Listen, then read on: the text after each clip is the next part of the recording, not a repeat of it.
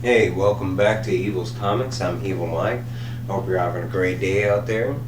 Got another review for you. This is Redshift from Scout Comics, issue number 2. This is written by H.S. Talk and art by Brent McKee. We got colors by Sebastian Cheng and letters by Joel Rodriguez. Um, it's a sci-fi kind of drama type book. It's set in the near future, and humanity is on the brink of its known timeline. We're nearing the end. It's set up where Earth is still going, but uh, very few resources, very not as much water. The air is not breathable, kind of situation. We have branched off, and now we are settled. We have one settlement on Mars, one city, and basically from Mars they siphon different materials like ice and resources to send back to Earth. There is another a task that the Mars colony is set up with. It is more of a an exploration type task where once every now and then, once every generation, they pick a select few to shoot off into the unknown, into space, and they travel looking for another Earth, another home. Hopefully, with a with resources, that kind of thing, that we can begin anew. Um, at this point in the book, they are on their 11th campaign as far as the exploration journey is going. The book follows a main character named Hells Drake, and he was a they have it set up where I said Hunger Games, but it's more like it's a program where like you have to be a candidate, kind of like an astronaut type of situation. Of course, they have to take like the astronaut training in space. But I'll start showing you art, and we see right here, we see the first settlement is what they're showing you. But in the candidate program that Hells was attached with, they do take candidates into effect who pick for this program. Hells is eventually picked to go into the program, and incidentally, his mother was one of the previous members. It needs to be stated, but all the 10 campaigns before this one, they have never been seen or heard from again. So that includes Hell's mom. They had to ship her off in the hopes that she would find something, and they just have never seen her again. So now, Hell's dad, the husband, and Hell's actually has a brother as well. They're about to send off Hells. In the first issue, Hell kind of turns down the candidacy, and he tells them that he doesn't want to do it. So the government that kind of sets up this program, they go on to their next candidate, and they kind of just they show you some of the conditions that the Mars colony has here, and even on Mars they are struggling. Like it shows here that they are in desperate need of water. They also go into what I was just explaining about Hell's, with his dad, and kind of going over telling the program that he didn't want to do it, and now they are picking the other candidate, what happens to be a female candidate named Vera. She does have a long drawn out name. I'm bad with names, so I'm not even going to attempt to do it. We do see a lot from Hells, and they show this situation where it's like he goes over to these these wind powered turbines they have set up, and he makes a joke saying there's no wind on Mars. It's kind of funny that they built those there in the hopes that they were going to terraform and make wind.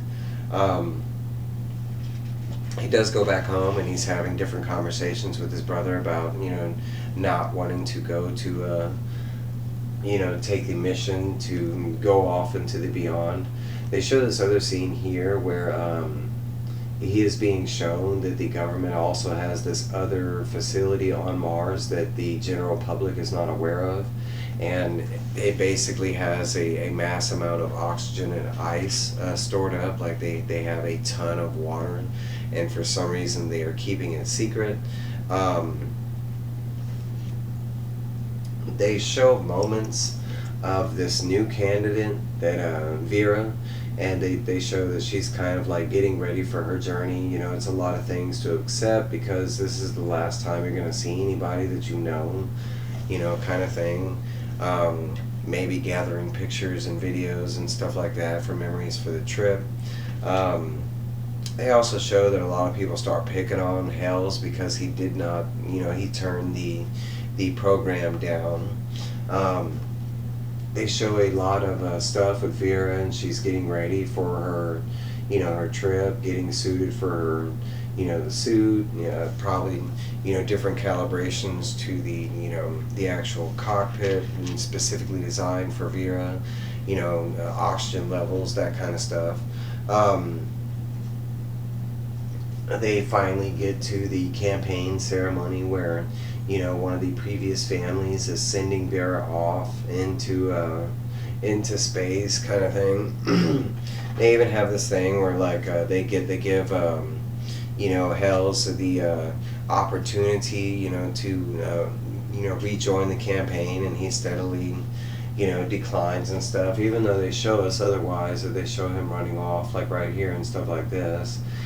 They do show that the space time folding spacecraft, you know, does launch and everything goes as planned. They show Vera and her AI unit inside the ship, and she is getting ready for her long journey. Getting more acquainted with the AI inside the ship, and the AI also informs her that she needs to make some more calibrations on, and it's kind of awkward this early on in the trip. Vera steadily questions why the need for the, you know, different calibrations in the ship, and she finds out that there is a stowaway. Of course, we kind of saw who it was, and it's Hells, and she is greeted. She's not too happy that Hells has snuck onto the ship. She quickly beats the hell out of Hells. Real quickly through fast-witted conversation, Hells kind of talks her into, hey, let's do this together. You know, you've always been the bronze, like, and I've always been the intelligence side of it. We make like the greatest team type of thing. She's still not 100% for it, but of course, you know, I mean, what choice does she have besides stopping her journey to let him off just to continue her journey? So at this point, they are going to continue the journey onward. And that's where this book leads off. They do show the next cover for the next issue, and I will say, man, it's one of the hottest covers I've seen lately. I'm so excited for it. I am really digging this book, man. It is a great story. I'm really excited to see where it goes. There's so many questions I have for the next 3 issues specifically, because I think it is a 5-issue miniseries. I don't know. There's another note I can say that, you know, while talking to the actual writer, HS, he was telling me that a lot of the background for this book was actually, like, he actually got with NASA and got with, you know, engineers and stuff like that, as far as the design and how, you know, Mars would be living and that kind of stuff. So I like kind of, you know, hearing that kind of information.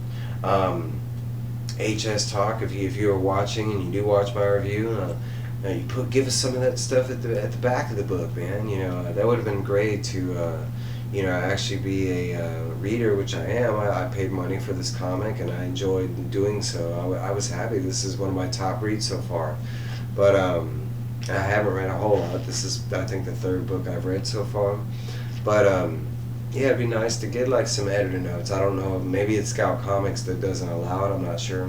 But overall, it was a great read. I'm looking forward to the next 3 issues. The art is just amazing. I love the covers, especially because you get like a black, you know, splash of the main cover on the back. I'm not even a big golf fan, but I just like this idea right here that that's what, you know, people on Mars would be doing for fun, kind of thing. It looks like an amazing golf course. Hey, that's my review. Like, comment, subscribe. Hit that bell. I'm dropping videos all the time. And I will see y'all next time. Y'all have a great day. I got more coming.